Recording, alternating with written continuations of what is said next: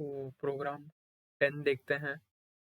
If the cost price and the selling price of an item are input through the keyboard, write a program to determine whether the seller has made a profit or incurred a loss. Also determine how much profit he had made or how much loss he has done. ठीक है, मतलब CP और SP लेना, profit loss calculate करना। तो चलते हैं अपन अपने कोड ब्लॉक्स की तरफ। नई फाइल बनाओ, C source, next, full path, program 10, finish. ये बन गई। हेडर फाइल इंक्लूड करते हैं सबसे पहले अपन।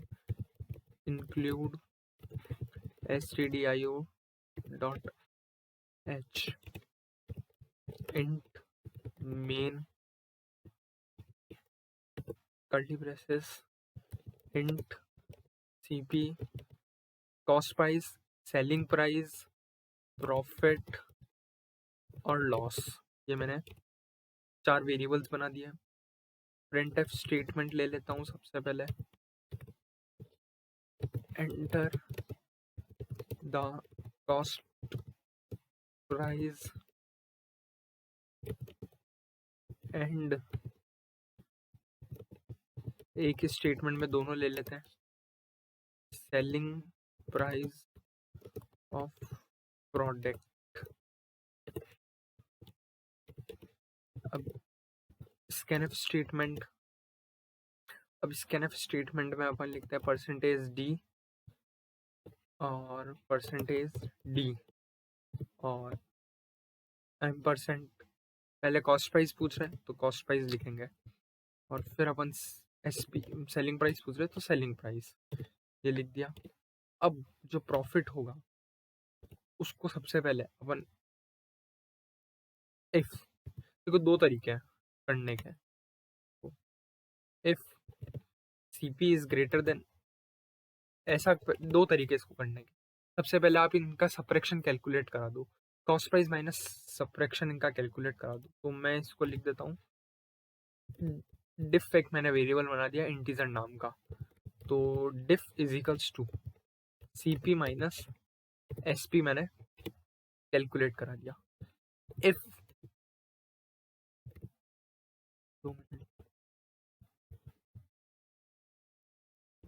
इफ डिफ, अब देखो डिफ पॉजिटिव कब होगा, जब कॉस्ट प्राइस मेरी ज्यादा होगी। इफ डिफ इज पॉजिटिव मतलब 0 से बड़ा है, तो कॉस्ट प्राइस ज्यादा है और सेलिंग प्राइस कम है, मतलब उसका लॉस हुआ है। तो print F loss has occurred and loss has occurred and equals to, and loss is m percentage D. और अब डिफरेंस पॉजिटिव है, मतलब कॉस्ट प्राइस ज़्यादा है सेलिंग प्राइस से, तो डिफरेंस पॉजिटिव आया तो मतलब मेरा लॉस हो गया, कि मतलब उसने खरीदा ज़्यादा पे लेकिन बेचा कम पे है, तो उसका लॉस हुआ है, और लॉस हो जाएगा डिफरेंस के बराबर। ठीक है, लेकिन एल्स अगर difference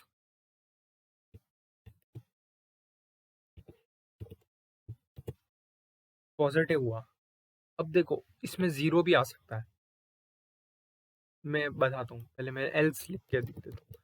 print F profit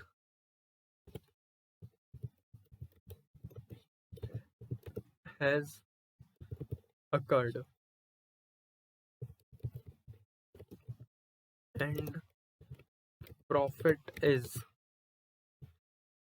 percentage D. अब देखो, अब अगर कॉस्ट प्राइस ज़्यादा आती है, मतलब अगर डिफरेंस नेगेटिव आता है, तो इसका मतलब क्या हुआ कि मेरा एसपी ज़्यादा है, सेलिंग प्राइस ज़्यादा है एज कम्पेयर टू सीपी, उस समय मेरा डिफरेंस नेगेटिव आएगा। अब अगर मैंने यहाँ सीधा डिफरेंस लिख दिया ना, ये क्या कर देगा, नेगेटिव वैल्यू दे देगा, लेकिन मैं लिखूंगा -1 मल्टीप्लाई बाय डिफरेंस।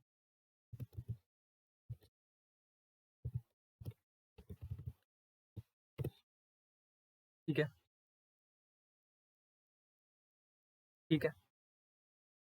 तो बिल्ड एक बार, ये क्या बोल रहा है, अनडिफाइंड रेस्पॉन्स। तो रुकिए, शायद ये इसी को बता रहा होगा। तो इस समय मैं प्रॉफिट नामक जो मैंने वेरिएबल बनाया था उसके अंदर ये वैल्यू स्टोर करा के फिर मैं आउटपुट में दे देता हूँ, और ये सेमीकोलन,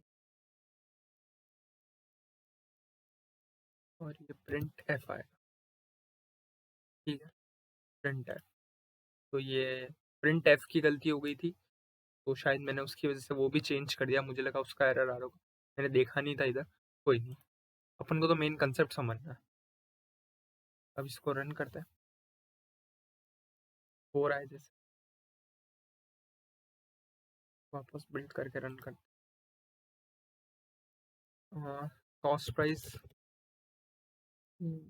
मान लो 2000 है और 1500 है, तो लॉस हुआ है, और लॉस आ गया 500 का। ठीक है, तो खरीदा 1500 में और 2000 में बेचा, तो देखो प्रॉफिट हुआ है, और प्रॉफिट भी 500 का हुआ है।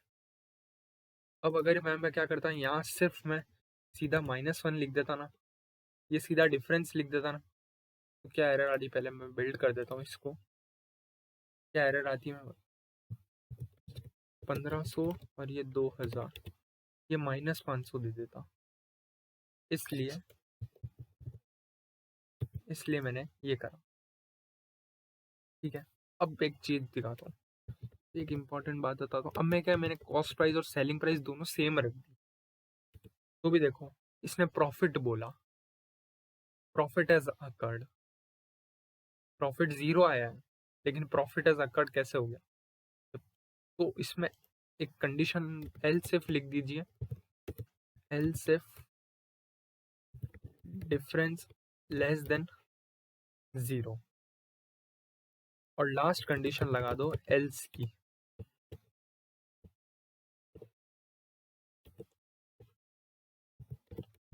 Print f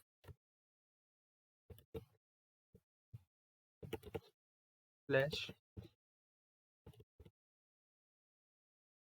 slash n no profit and loss, no profit and loss, semicolon में हमेशा लगाना भूल जाता हूँ। तो हो गया, तो अब 2000 दे देता हूँ, इसको भी 2000 दे दूंगा, तो नो प्रॉफिट एंड लॉस आ गया, क्योंकि दोनों सेम हो गए, पहली कंडीशन भी सेटिस्फाई नहीं हुई, दूसरी भी नहीं हुई, तो इसने 0 दे दिया। ये एक तरीका था करने का। दूसरा तरीका भी होता है कि आप एसपीसीपी चेक कर लीजिए कि क्या बड़ा है, एसपी बड़ा है या सीपी बड़ा है। हाँ, मतलब डिफरेंस में हटाकर आप ये लिख दीजिए, डिफरेंस ना लेकर आप क्या करिए, आप ये चेक कर लीजिए, CP greater than SP, SP greater than CP, ये भी आप कर सकते। हाँ, और अगर ऐसा है, अगर ऐसा है, अगर सीपी बड़ा है एसपी से, तो loss is equals to CP minus SP, और इधर लॉस लिख दीजिए। और अगर एसपी बड़ा है सीपी से,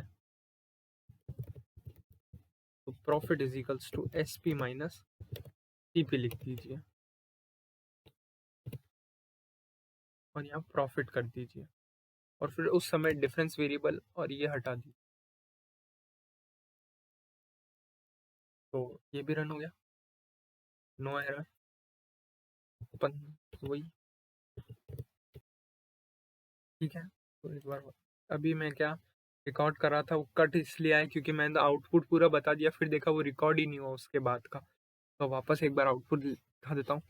तो जो मैंने नया लिखा चेंजेस करने के बाद, तो देखो मैं लिख रहा हूँ कॉस्ट प्राइस ये और सेलिंग प्राइस मेरी ये है। तो आप देख सकते हैं प्रॉफिट अकर हुआ है, और प्रॉफिट इसने 1500 का बता दिया है।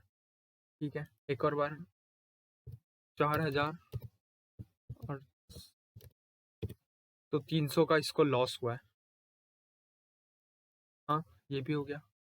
नेक्स्ट सेम रख देते हैं, वो उसमें तो हमने चेंज किया ही नहीं है, तो नो प्रॉफिट नो लॉस, सीधी बात। तो मतलब वन एसपीसीपी सीधी सी बात है, एसपीसीपी को कंपेयर करके भी आप कर सकते हो, और उनका डिफरेंस कैलकुलेट करके भी आप चेक कर सकते हो अगर नेगेटिव है या पॉजिटिव है।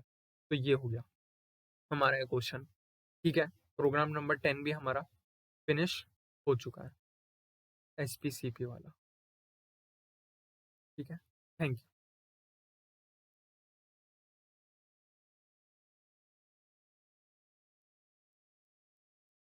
Consider a currency system in which there are notes of 7 denominations, namely 1, 2, 5, 10, 50, 100.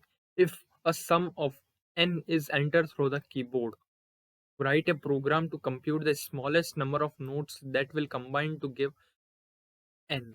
Means हमें एक अमाउंट गिवन होगा, n गिवन होगा, और हमें उस अमाउंट से, उस अमाउंट की हेल्प से हमें बताने की इसमें कितने नंबर ऑफ नोट्स की इन सब की रिक्वायरमेंट होगी। 1 रुपीज के, 2 रुपीज के, 5 के और 100 रुपीज के नोट्स की रिक्वायरमेंट होगी। किसके? उस सम के। जैसे 500 है, 500 को बनाने के लिए मुझे 100 के 5 नोट्स की रिक्वायरमेंट होगी। तो बस मुझे ऐसे ही बताना है कि 580, 600 कोई भी नंबर है, उनके नोट्स को बनाने के लिए किन नोट्स की रिक्वायरमेंट होगी। तो चलिए प्रोग्राम की तरफ चलते हैं। प्रोग्राम 11.c नामक की मैंने एक फाइल बना ली है, ये मैंने हेडर फाइल इंक्लूड कर ली है, h include stdio.h। ये मेरा इंट मेन मैंने वेरिएबल डिक्लेयर कर दिया, और मैंने कुछ वेरिएबल्स डिक्लेयर करने हैं, जैसे num100, num50, num10, num5, num1, num2, amount और num। बताता हूँ, ये जो नोट ये है num100 से लेकर num1 तक, ये सारे जो मेरे वेरिएबल्स होंगे, ये मेरे मैंने डिक्लेयर करे to store the number of notes, 100 के, 50 के, 10 के, 5 के और 1 के और 2 के। ये मैंने सब स्टोर करने के लिए हेल्प करे कि कितने नंबर ऑफ नोट्स है 100 और इनके, 100 से लेकर 1 तक के। ये मेरी टोटल अमाउंट है जो मैं 100 एंटर करूंगा, जो टोटल अमाउंट जिनका मुझे निकालना है। और ये नम वेरिएबल मेरा एक रिमाइंडर को स्टोर करने में काम है, जो अपन प्रोग्राम में देखेंगे। तो चलते हैं। सबसे पहले प्रिंट एफ स्टेटमेंट लिखी मैंने, एंटर द टोटल अमाउंट। हाँ, ये प्रिंट एफ स्टेटमेंट में कोई आपको डाउट नहीं होगी। फिर मैंने क्या लिया, स्कैन एफ स्टेटमेंट लिया, और मैंने अमाउंट वैल्यू ले ली। मैंने फॉर्मेट स्पेसिफाई डिक्लेयर कर दिया पर उस इन्वर्टेड डबल इन्वर्टेड कॉमा के अंदर, और मैंने अमाउंट ले लिया विद m% अमाउंट। जो मेरा जो मैं डालूंगा अमाउंट, वो मेरा उसके अंदर स्टोर हो जाएगा। जैसे मैं आप एग्जांपल बताऊं, जैसे मैंने एक अमाउंट वैल्यू डाल ली 680, या मैंने कमेंट कर रखा है समझाने के लिए। जैसे मैंने अमाउंट क्या डाल ली, 680 डाल ली। मैं चेंज करके दिखा देता हूँ एक बार, मैं आपको कोई और नंबर ले लेता हूँ। मैं 345 ले, 345 ले, 680 ठीक। एक बार मैं 680 से समझा देता हूँ। ठीक है, अब मैंने क्या किया, amount 100 is equals to amount, num 100 is equals to amount by 100 कर दिया। मतलब मैंने नम 100 मेरे बताता क्या था मुझे कि कितने 100 के नोट्स है, तो मैंने टोटल अमाउंट को जो डिवाइड करा दी 100 से। अब मैंने टोटल अमाउंट को डिवाइड करा है 100 से, और ये इंटीजर है, ये फ्लोट भी नहीं है, ये इंटीजर है। तो ये सिर्फ इंटीजर पार्ट को स्टोर करेगा, जो कि मेरा 6 होगा, जो कि मेरा 6 होगा। और num is equals to num percentage 100। ये क्या करता था, परसेंटेज, ये ऑपरेटर ये रिमाइंडर को स्टोर करता था।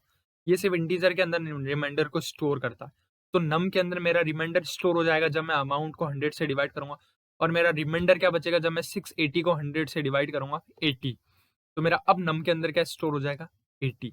अब इस आगे 80 को मैं यूज करूंगा, अब मैं आगे 80 को यूज करूंगा। अब मेरे पास जो अमाउंट बचा वो सिर्फ 80 बचा। अब मुझे, क्योंकि मुझे पता चल चुका है 100 के तो मुझे 6 नोट लेने, 600 बन जाएंगे।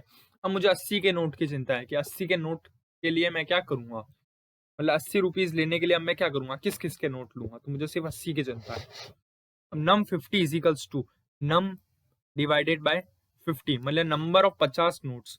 50 के जो नोट है equals to 80 divided by 100, integer तो 1 स्टोर हो जाएगा, और इसके लिए इस स्टेटमेंट से जो ये वाला नम है इसके अंदर 30 स्टोर हो जाएगा, जो मेरा रिमाइंडर होगा। अब आगे मेरे 30 का प्रोसेस होगा, num 10 is equals to 30 divided by 10 integer 3 store, और इधर मेरा रिमाइंडर 0 बचेगा क्योंकि फुली डिवाइड हो रहा है। जब फुली डिवाइड हो जाएगा तो आगे अब मेरा कोई मतलब है नहीं करने का। जैसे ही मेरा num 0 आ गया, अब ये सब 0 हो जाएगा, num 5 0, num 2 0, num 1 0, ये सब 0 होते जाएंगे क्योंकि इधर 0 मिला, इधर भी 0 मिलेगा, इधर 0, ये भी 0 मिलेगा और ये भी 0, कोई रिमाइंडर आएगा ही नहीं इधर भी, तो ये सब 0। तो मतलब मुझे 680 बनाने के लिए 6 के तो 100 के नोट, 50 का 1 नोट और 10 के 3 नोट लेने। और यहाँ मैंने फिर मेरे प्रिंट एफ स्टेटमेंट लिख दिया, नोट्स रिक्वायर्ड आर 100 नोट्स की रिक्वायरमेंट, 50 नोट्स की रिक्वायरमेंट इतनी है, 10 के नोट्स की रिक्वायरमेंट नहीं है, 5 की इतनी, 2 की इतनी है और 1 की इतनी, ये सारे मैंने मेरे क्या लिख दिया, प्रिंट एफ स्टेटमेंट लिख दिया। तो समझ में आया? एक बार इसको बिल्ड करते हैं, 0 एरर, 0 वार्निंग, रन। मैं एक बार 680 लिख के बता देता हूँ, फिर मैं और नंबर, दूसरा नंबर ले लूंगा। 680 तो देख लीजिए, 100 के तो 6 नोट, 50 का 1 नोट, 10 के 3 नोट और बाकी सब ये 0। ओके, अब मैं कोई दूसरा नंबर डाल देता हूँ, जैसे 576। तो देखिए 576 डाला तो 5 का 1 नोट चाहिए, डिवाइड किया, रिमाइंडर मेरा कितना बचा, 76, 50 से डिवाइड हुआ, रिमाइंडर मेरा कितना बचा, 26, डिवाइड किया, रिमाइंडर मेरा बचा 6 को डिवाइड किया, रिमाइंडर मेरा बचा 1, 1 के गया, 2 के साथ नहीं गया। अंडरस्टैंड? 2 के नोट की रिक्वायरमेंट ही, क्योंकि 1 ही रुपया चाहिए था तो 1 रुपए के लिए अब इसका चला जाए, तो ऐसे होता है ये प्रूफ। ठीक है, थैंक यू।